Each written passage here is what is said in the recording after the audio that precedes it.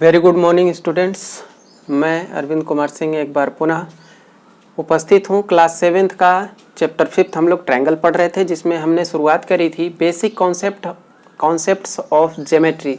Geometry के हम basic concept पढ़ रहे थे, जिसमें हमने पॉइंट की डिफिनीशन, लाइन की, लाइन सेगमेंट की और टाइप्स ऑफ लाइन, और इसके बाद हमने कर्व्स के बारे में थोड़ा सा स्टडी किया था। बट आज हम कुछ स्पेशल लाइंस के बारे में पढ़ेंगे, कुछ स्पेशल कर्व्स के बारे में पढ़ेंगे। आइए फर्स्ट हम पॉइंट देखते हैं। हमारा है इंटरसेक्टिंग लाइंस। इंटरसेक्टिंग लाइंस क्या होती हैं? जिनको हम हिंदी में प्रतिच्छेदी रेखाएं कहते हैं, मतलब एक दूसरे को कट करने वाली रेखाएं जो एक दूसरे को काटती हैं। When two lines meet each other at one point they are called intersecting lines. When two lines, जब दो रेखाएं मीट ईच अदर, एक दूसरे से मिलती हैं, एट वन पॉइंट, किसी एक बिंदु पे मिलती हैं, they are called intersecting lines. उनको हम इंटरसेक्टिंग लाइंस कहते हैं। ठीक है ना। यहाँ पे फिगर में देखिए, ये एक लाइन है और दूसरी एक लाइन ये है और दूसरी ये है। इन दोनों लाइन को आपस में यहाँ पे इंटरसेक्ट कर रही है, वो पॉइंट P है। ठीक है ना। आगे देखिए, the meeting point of intersecting lines is called the point of intersection.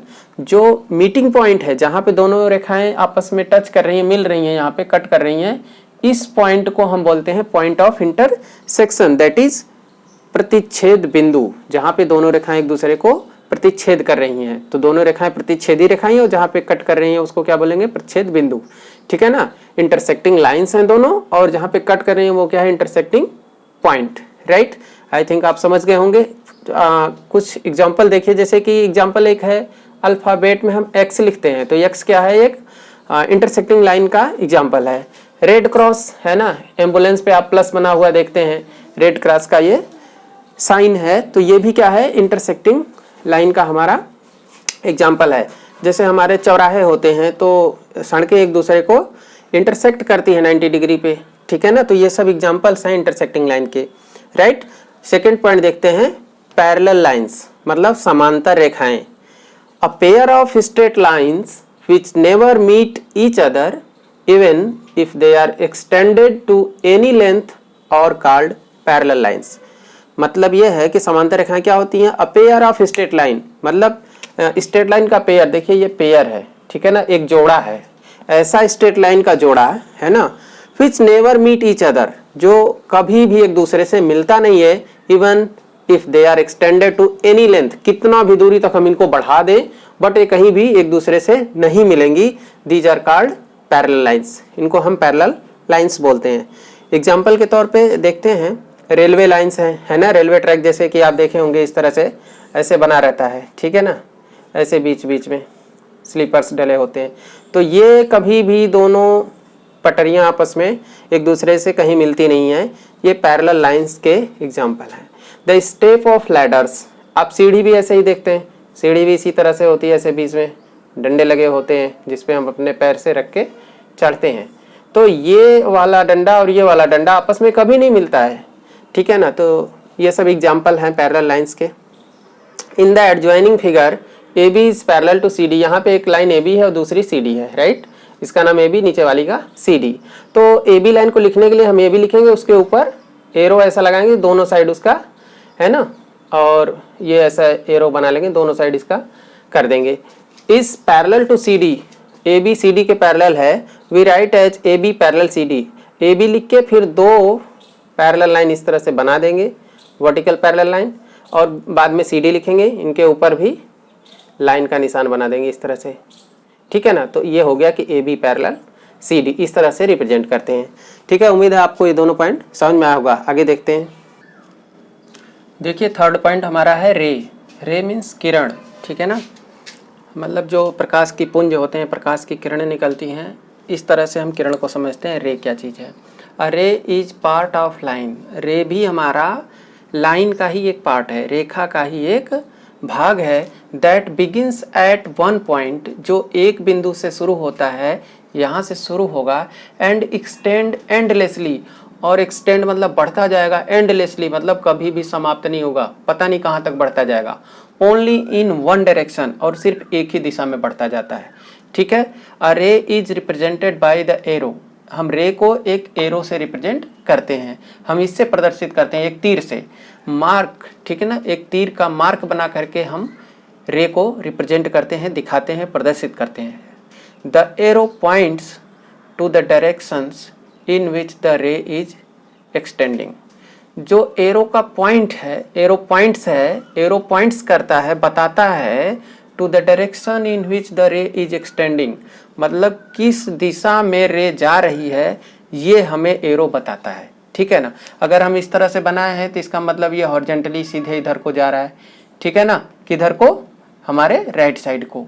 अगर हम इसको इधर को कर दें तो ये लेफ्ट साइड को जाने लगेगा, हम इसको ऐसे बना दें तो वर्टिकली ऊपर को जाएगा, हम ऐसे कर दें तो नीचे को जाएगा, ऐसे कर दें तो डायगोनली जाएगा, ठीक है ना। तो इस तरह से रे डायरेक्शन को बताता है एरो, ठीक है ना।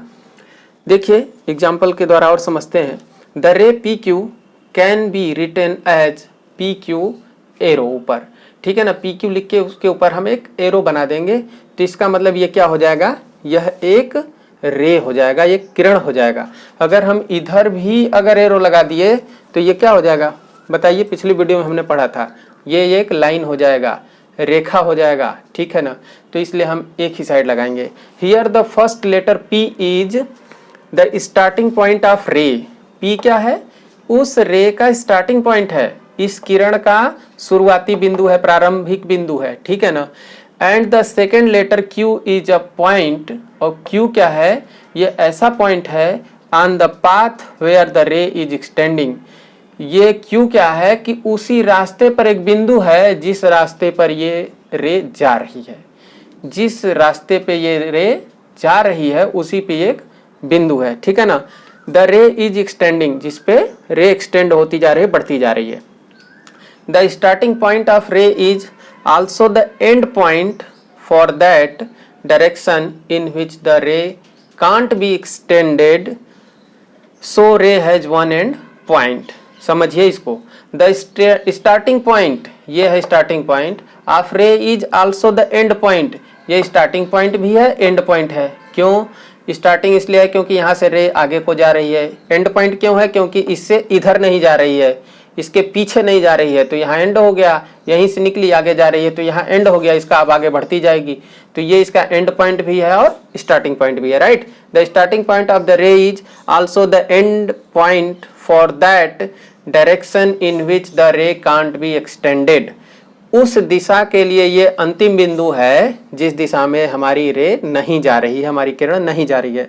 सो ray has one and point, इसलिए रे में सिर्फ एक ही अंतिम बिंदु होता है। आगे देखिए, P Q and P R both are different. ये देखिए पी क्यू, इधर को एक रेखा वो है, किरण है, सॉरी रेखा नहीं है, किरण है, रे है, पी क्यू एक रे है, और ये पी आर ये भी एक रे है। डिफरेंट हैं दोनों, क्यों, because both extend in different direction, दोनों डिफरेंट डायरेक्शन में जा रही हैं। पी क्यू इस तरफ जा रही है राइट साइड में, और पी आर लेफ्ट साइड में जा रही है, ठीक है ना। आगे देखिए, although they have the same starting point, जबकि दोनों का स्टार्टिंग पॉइंट सेम है। क्या है स्टार्टिंग पॉइंट बताइए, पी है, क्योंकि पी से पी क्यू की साइड में जा रहा है और पी से आर की साइड में, पी आर साइड में जा रहा है, पी से राइट साइड में जा रहा है और पी से इधर लेफ्ट साइड में जा रहा है। तो यहाँ पे दो रे हो गई, पी क्यू अलग रे है और पी आर अलग रे है, ठीक है ना। सेम स्टार्टिंग पॉइंट और इनका स्टार्टिंग पॉइंट सेम है, ठीक है ना। अब एग्जाम्पल के तौर पे हम कैसे समझेंगे कि रे कहाँ होती है। जैसे टार्च, जब हमने टार्च जलाया तो उसकी रोशनी निकली, ठीक है ना। प्रोजेक्टर हम चलता है, देखते हैं मूवी थिएटर में जब जाते हैं देखने के लिए तो प्रोजेक्टर से उस पर पूरा फोकस निकलता है, सूर्य निकलता है तो उससे किरणें निकलती हैं। कभी कभी घर में देखिए विंडो से होकर के हमारे घर में प्रकाश आता है तो बिल्कुल सीधी रेखा में आता है, ठीक है ना। तो सन से निकल के सीधी हमारी तरफ आ रहा है, टार्च से निकल के सीधे सामने को जा रहा है, तो जहाँ से निकल रहा है वो क्या है, उसका स्टार्टिंग पॉइंट। यही एंड पॉइंट है क्योंकि इसके पीछे नहीं जाएगा, तो यहाँ से इस तरह से आगे जाएगा। मुझे उम्मीद है आप किरण को समझ गए होंगे। आगे देखते हैं, देखिए फोर्थ पॉइंट पढ़ते हैं, मिड पॉइंट क्या होता है। ये सारे हम ढेर सारे टर्म्स के बारे में पढ़ रहे हैं ज्योमेट्री के, जो कि हम जब क्वेश्चन को सॉल्व आउट करेंगे जब, तो उस समय ये सारे वहाँ पे वर्ड्स मिलेंगे, ये सारे शब्द हमको मिलेंगे, तो फिर हमको इनको जानना पड़ेगा कि ये क्या होते हैं। देखिए हम मिड पॉइंट के बारे में जानते हैं, मध्य बिंदु क्या चीज़ होता है। A point on a line segment, point on a line segment, किसी लाइन सेगमेंट पे कोई पॉइंट है, that divides the line segment into two equal parts is called its mid point. मतलब कोई लाइन सेगमेंट, जैसे ये भी लाइन सेगमेंट है ना, तो इस पे कोई पॉइंट हमने सी ले लिया है ना, that divides line segment into two equal parts. अब ये क्या रहा है, दो बराबर भागों में इसको डिवाइड कर रहा है। देखिए यहाँ से यहाँ तक आप मेजर करेंगे तो ए सी पार्ट जो है वो सी बी पार्ट के बराबर होगा। अगर ये 4 सेंटीमीटर लेंथ की अगर हमारी लाइन है तो ये 2 सेंटीमीटर होगा, ये भी 2 सेंटीमीटर होगा। अगर हम 8 सेंटीमीटर का खींच लें 8 सेंटीमीटर का, तो ये 4 और ये भी 4 होगा। तो जो पॉइंट बीच में होगा, जहाँ से 4 इधर और जहाँ से 4 इधर, या जहाँ से 3 इधर, जरा इधर से 3, है ना, बराबर बराबर बांटता है, तो वो पॉइंट क्या कहलाता है, मिड पॉइंट। ठीक है ना। A point on a line segment that divides the line segment into two equal parts is called its mid point. उसी को हम मिड पॉइंट कहते हैं। तो यहाँ पे सी हमारा क्या है, ये मिड पॉइंट है। ठीक है, आगे देखिए, dividing a line into two equal parts is also called bisecting. अब इसको वर्ड जो ये बाइसेक्टिंग है, ये बहुत यूज होगा ज्योमेट्री में, है ना, बार बार आएगा कि पॉइंट बाइसेक्ट लाइन सेगमेंट, है ना, इस तरह से। तो बाइसेक्ट का मतलब दो बराबर भागों में बांटना। बाई का मतलब ही होता है दो, है ना, बाई लैंग्वेज द्विभाषी, है ना, तो बाई का मतलब दो होता है। ठीक है ना। तो dividing a line into two equal parts is also called bisecting. अब बाइसेक्टिंग आएगा वर्ड तो हम इसका मतलब समझ जाएंगे। बाइसेक्टिंग को हिंदी में कहते हैं समद्विभाजित करना। एक रेखा, है ना, जिस पर कोई बिंदु सी है जो उसे दो बराबर भागों में समद्विभाजित करती है या उसे समद्विभाजित करती है। समद्विभाजित, सम माने बराबर, द्वि माने दो, भाजित माने बांटती है, दो बराबर भागों में बांटती है। समद्विभाजित, है ना, इसका अर्थ है समद्विभाजित, समद्विभाजित,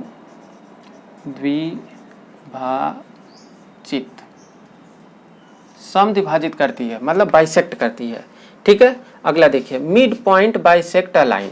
मिड पॉइंट जो होता है वो किसी भी लाइन को बाइसेक्ट करता है, किसी भी रेखा को दो बराबर भागों में बांटता है। ठीक है, आगे देखिए, here A B is a line segment. ये भी एक लाइन सेगमेंट है। ए बी लाइन सेगमेंट क्यों है, क्योंकि इधर एरो नहीं लगा दोनों साइड, ठीक है ना, तो इसकी एक फिक्स लेंथ है, हमने पिछले वीडियो में आपको बताया था। And C is the mid point, C इसका मिड पॉइंट है। इट मीन्स, इसका मतलब क्या हुआ कि C bisects line segment A B, मतलब सी जो है ए बी लाइन को बाइसेक्ट कर रहा है, दो बराबर भागों में बांट रहा है। तो देयरफॉर होगा क्या कि ए सी बराबर बी सी, ये ए सी और ये बी सी दोनों बराबर होंगे।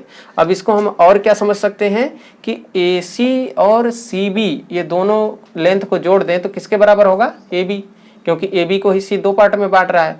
अब मान लीजिए 4 सेंटीमीटर का रेखा खंड है कोई, और उसको 2-2 सेंटीमीटर के दो रेखा खंड में बांट दिया, तो जब दोनों को 2 और 2 जोड़ेंगे तो 4 के बराबर होगा कि नहीं होगा। ठीक है ना, तो इस तरह से ए सी प्लस सी बी बराबर ए बी हो जाएगा। ए सी प्लस सी बी बराबर क्या होगा, पूरा ए बी हो जाएगा। ठीक है, ये कॉन्सेप्ट था आपका मिड पॉइंट का।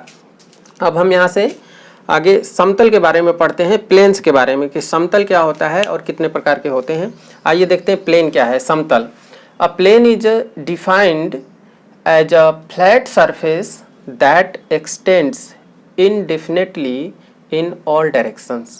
A plane is defined as flat surface. Plane का मतलब एक फ्लैट सरफेस, एक समतल से अर्थ है, कोई समतल है उसी से अर्थ है प्लेन से मतलब।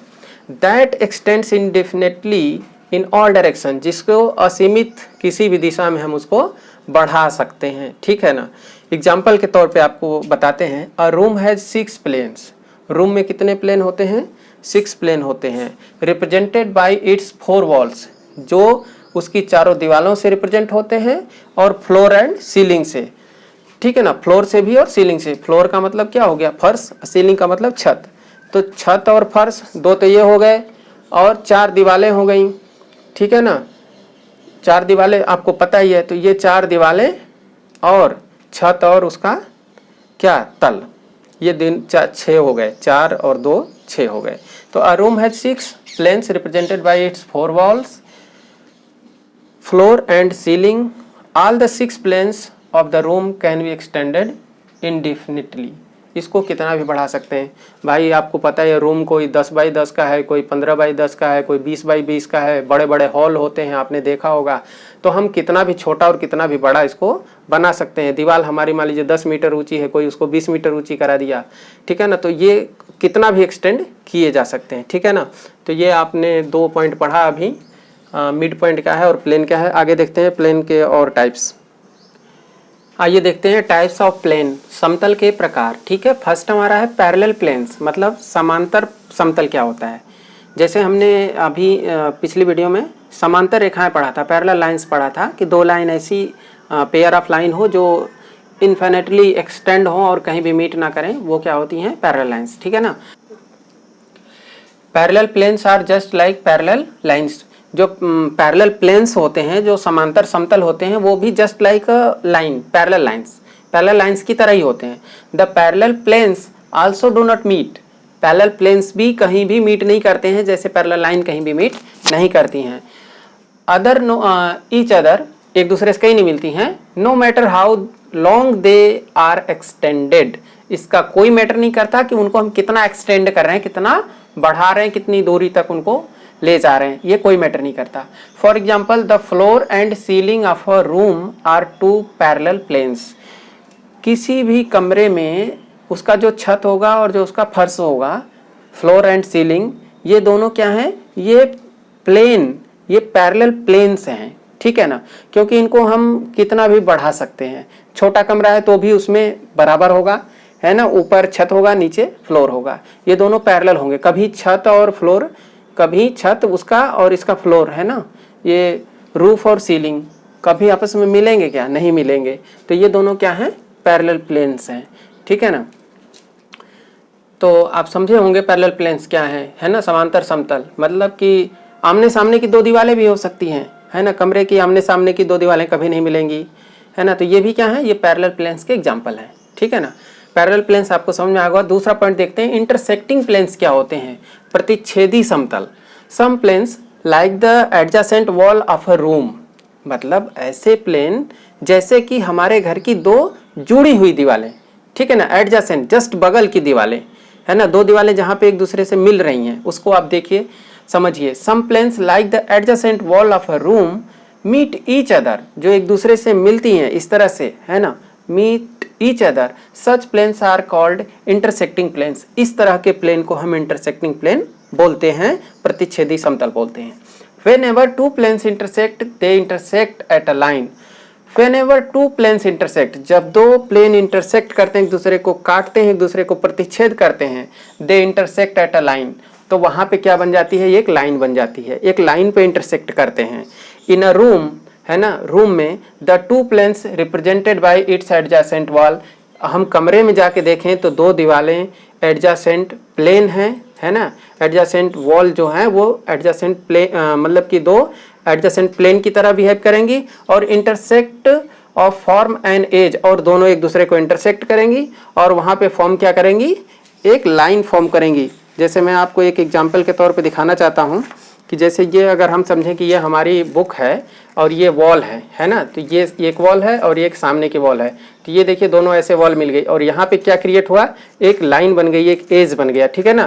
तो जो 2 प्लेन्स होते हैं वो एक दूसरे को इंटरसेक्ट करते हैं और वहाँ पे एक लाइन फॉर्म हो जाती है, ये इंटरसेक्टिंग प्लेन्स होते हैं। आज बस इतना ही आप लोगों के लिए। मुझे उम्मीद है आप सब लोग इसको अच्छे से देखे होंगे, पूरा समझे होंगे। बहुत बहुत धन्यवाद आप लोगों का। देखते रहिए, समझते रहिए। वीडियो को लाइक, सब्सक्राइब और शेयर ज़रूर करें, भूलें नहीं। धन्यवाद।